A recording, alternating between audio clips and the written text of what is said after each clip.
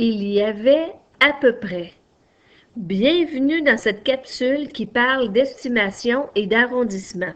Alors, si en classe tu as manqué la présentation, voici ta chance de te reprendre. Il y avait à peu près 300 personnes hier à l'Arena. Qu'est-ce que c'est? C'est une estimation. Qu'est-ce que ça veut dire? Il y avait à peu près 300 personnes. Ben, ça veut dire environ 300 personnes. Est-ce que tu crois que il y avait 52 personnes? Je pense pas. 250 personnes? Je pense pas non plus. 310. Ah, ça se peut qu'il y avait 310 personnes. 373? C'est un peu gros. 1028? Oh là là, l'estimation n'est pas bonne. On va aller voir plus loin pourquoi. Qu'est-ce que l'estimation exactement? Bien, lorsque j'estime, c'est que j'établis une relation entre une quantité inconnue et des connaissances que j'ai. Donc, je me sers de ce que j'ai pour estimer un nombre de personnes, par exemple.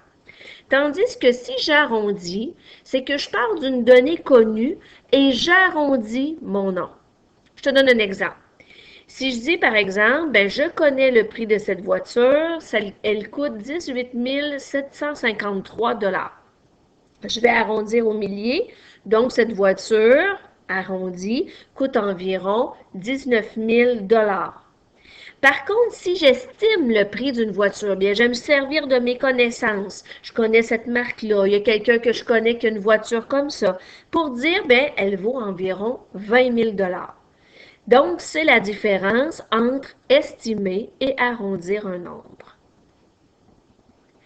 L'estimation, l'arrondissement, c'est utilisé beaucoup dans les médias. Il y a un peu moins de 200 personnes qui sont portées disparues. Il y a plus du quart des gens qui ont voté pour telle personne. Le prix de mon épicerie a coûté à peu près 200 $.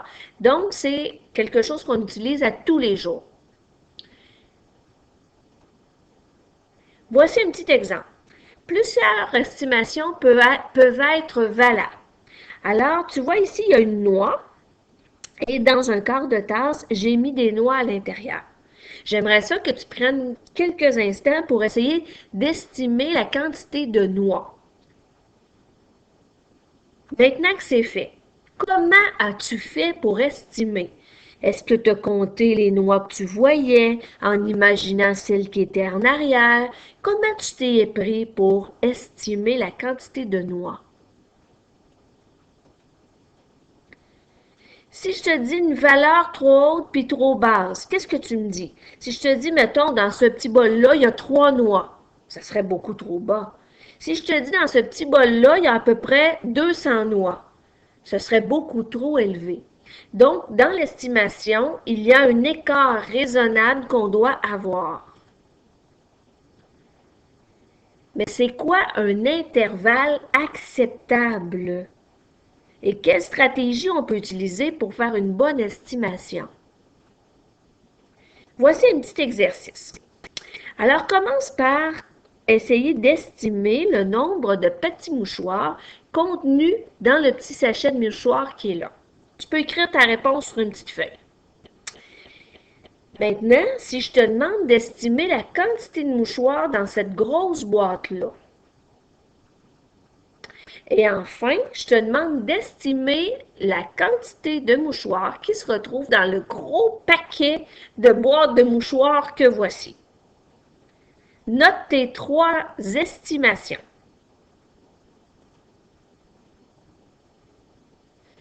Donc, l'estimation, bien sûr, on a un vocabulaire, hein, c'est environ, un peu plus, un peu moins. Alors, si je reviens à mes mouchoirs, ce serait quoi l'intervalle d'erreur qu'on pourrait prendre? Si on se dit, par exemple, j'ai le droit à un intervalle de 10, bien ici, si je dis qu'il y a environ 8 mouchoirs, bien 8 mouchoirs moins 10, ça serait 0 mouchoir ou 18. Tu vois que l'intervalle est beaucoup trop grand.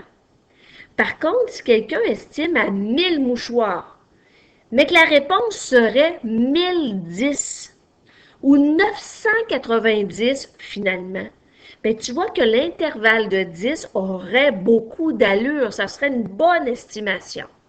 Fait que notre intervalle à respecter dépend vraiment de la quantité d'objets à estimer. C'est ce qui fait que tu as une bonne ou une mauvaise estimation. L'estimation est présente partout. Pour terminer, je te dis qu'elle est même présente dans la mesure, dans la masse, dans la quantité et même dans la surface et même dans le volume. Comme par exemple, ici, on pourrait dire, bien, j'estime la surface de mon mur à environ 8 mètres carrés. Donc, j'ai fait peut-être une addition, une multiplication dans ma tête pour essayer de trouver la surface, puis d'estimer finalement la mesure de cette surface-là. Et voilà, c'était la capsule sur l'estimation et l'arrondissement.